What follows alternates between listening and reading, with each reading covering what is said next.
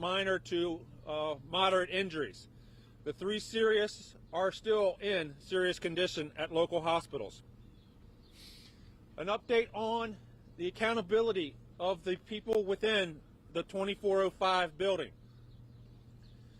Through a combined effort of fire investigators, state fire marshals, and Montgomery County police officials, all known residents of 2405 have been contacted and accounted for. All known residents of 2405 have been contacted and accounted for, and all people from their units are accounted for. That is a definite change than what I provided you earlier last evening. We are still working to confirm that there were no visitors or other people in the building at the time of the explosion that are not part of the residents and part of the 14 apartments in that building. Indeed, as you have reported and it's been heard, that there was a property maintenance worker in the building from property management at the time of the explosion. That worker was injured, has been talking with investigators, and is still at an area hospital and has provided us information. One of the components that is being used in an investigative theory is that the work involved with that maintenance individual led to this explosion. That is an investigative theory along with several others. Until we get through all of the debris and a thorough examination of the building, we cannot rule out any of our active theories and cannot identify that that was the cause of the explosion. Status of the buildings here. One of our communications yesterday afternoon identified 3 buildings being posted as unsafe to occupy: 2405, 2401, and 2411. The other 3 buildings were going to be reoccupied as the evening developed. Late in the evening, about 7 o'clock, a conflict with the PEPCO, or the electricity supply to this property, was identified. All of the 6 buildings on this property are without electrical power due to the transformer, which sits right around the corner here, was damaged in the explosion and must be replaced before they can re-energize the power to the 3 buildings still in the complex that are able to be occupied. So last night we had about 225 residents who were displaced from these 6 buildings. 120 from the original 3 and 110 from the additional 3. Work will continue today with PEPCO to get that transformer replaced and to enable those 3 buildings to be reoccupied. Fire rescue crews have started their operations for the day. K-9 is working on the pile. We will then do shoring inside of the building in 2405 to make the utility room and the area underneath this pile stable so personnel can operate on top of the pile. And then we will start working, going through the debris field by hand to look for points of investigative interest, as well as search for and confirm all people are accounted for and there are no victims in this building. It is still possible that this is a 3 or so day event continuing from this point forward based upon the complexity involved and the issues of working safely. I'll transition now to County Executive Elrich, and then we'll have questions after the executive. So I just have a little bit to add to this. We know that the fund that was set up to help people here has now exceeded over $220,000. And so thank folks in the community for helping out here. Very few people actually had to stay in the shelter last night. Most people actually found refuge with family and friends elsewhere, so that's also good news for us. Yesterday the issue of inspections came up, and we didn't have the answer at the moment for the inspections, but I can tell you now that this received a fire inspection on February 2nd, 2022.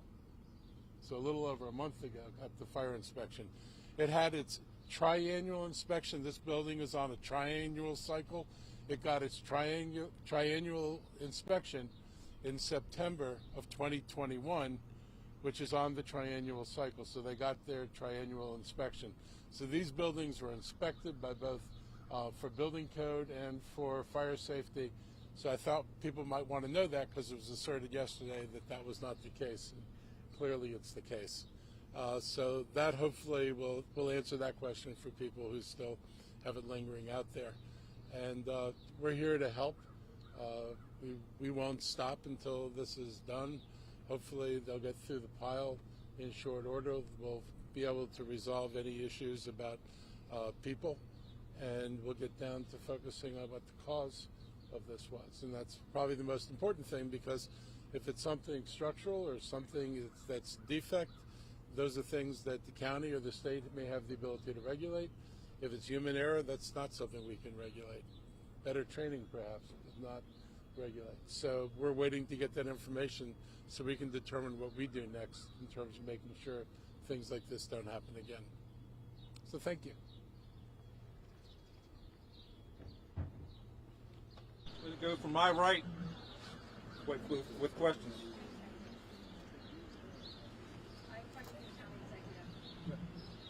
And again, just to be clear, we know that these buildings, your building inspections were suspended, in-person inspections were suspended during the pandemic. That is what we were told by council member Tom Cummings. Yeah, not exactly true. Yeah, they were suspended during the first part of the pandemic, because going into buildings without protective equipment, with no vaccines, and with no treatments, would have put everybody at risk. Would have put the occupants at risk. If an inspector was sick and didn't know it, would have put the inspectors at risk going into the buildings. So for about a year, I'm getting the dates of when they stopped and when they restarted, but they did not do inspections other than complaint inspections. But the pandemic's still going on, and we've been inspecting since sometime in 2021. I will point out that this is a health and safety issue. If you look at the county council, for example, they haven't been back in session with the public for 2 years. Their new rules are they won't meet the public unless the public is vaccinated. So to have a standard for themselves that's so wildly different than what they expect inspectors to do is, problematic to me. So I just want to reiterate, to be clear, what you told us today is that every inspection in this building was up to date. Yep. Thank you. I can show you the paper. That's why I brought this here. Yeah. About with the inspection, does that include an inspection of the gas lines, or is that a state responsibility? Well, the county doesn't have responsibility for the regulators. I think is that Washington Gas? I forget who got that. So the fire inspections are focusing on the life safety issues of the fire alarm. These buildings have sprinkler systems in their mechanical areas. That is the fire safety inspection: exits, fire alarms, occupant notification, and the sprinkler system. The triannual inspection focuses on tenant habiting and tenant living spaces. The utility components are one that may be managed by the utility providers, but we'll get that information and work back on next time we talk. Chief, can you be any more specific about the work the maintenance worker was doing inside? The maintenance worker was focusing on a plumbing problem, John.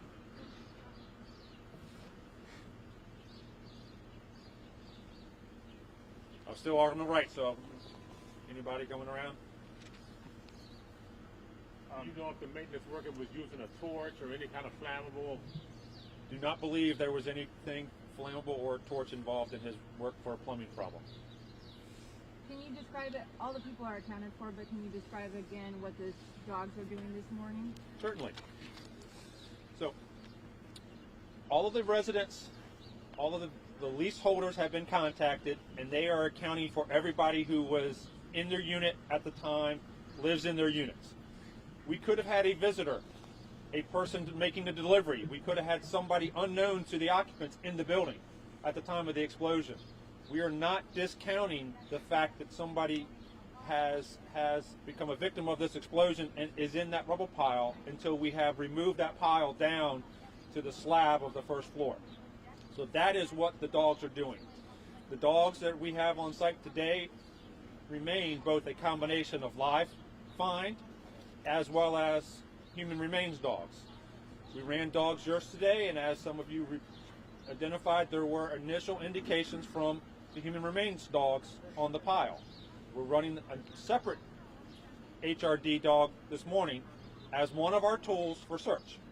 That will then transition into working on the debris removal by hand until we get down to that concrete slab floor, so we can ensure that everybody is accounted for and nobody who is not reported as missing is located if they are indeed in the debris of this building. Hey, Chief. Can you talk about how these investigations unfold? I'm going back, trying to remember from Flower Branch, and I think you can help us. NTSB, Washington Gas does its own investigation, and I believe you guys provide oversight of the investigation or ultimately do the findings. Could you characterize for us who's responsible at the end of the day for determining what happened here? And is Washington Gas basically investigating itself? How would you characterize that? So let me start with your last question. No, Washington Gas is not investigating themselves. At the end of the day, once we have an ignition point or once we have a cause for the explosion, the determining factor will be known and the right agency will be the lead investigator. At the moment, this is a combined activity between the county police, the county fire investigations, and support of our federal partners at the moment. Until we know what caused the explosion, the lead agency is not determined. So from Flower Branch, NTSB was involved because it was, as investigation led, determined to be related to the transmission of the gas utility prior to the control by the gas utility of Washington Gas. That is not a point in our concern at this moment, but that may transition that way.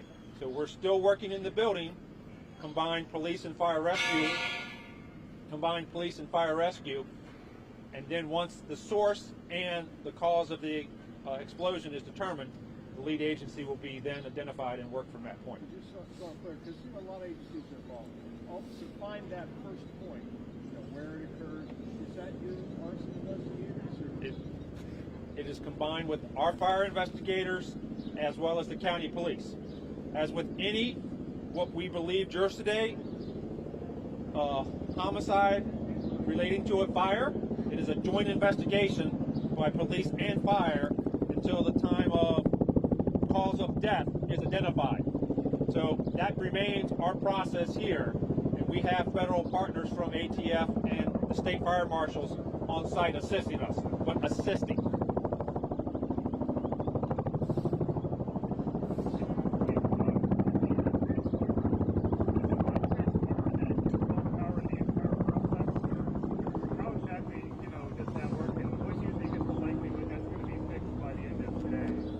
So the question, since the helicopter was kind of drowning it out, is about the transformer and how does that work?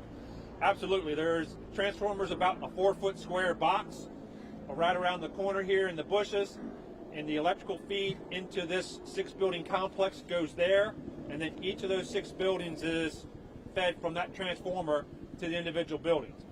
Pepco had crews here last night and was going to replace that box last night.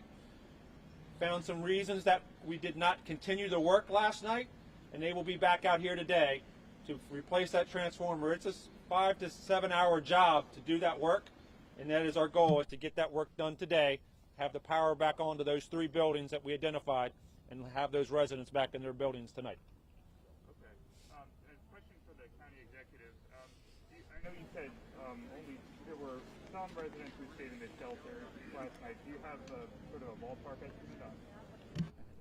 Was it 1? I had it as 2 to 3. 3, I got a fingers in the back. 3.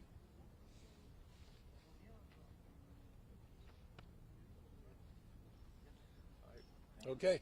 All right, we'll get you a time for the next cycle. It's just not been determined yet, so Pete will get that information out about the next update and next briefing, okay? Thank you all. Thank you. No, I just needed to make sure. I'm not saying that you are. But I wanted to ask so that I understood very clearly what you were saying. We'll get dates on this stuff. Sorry. Oh, it's no problem. Can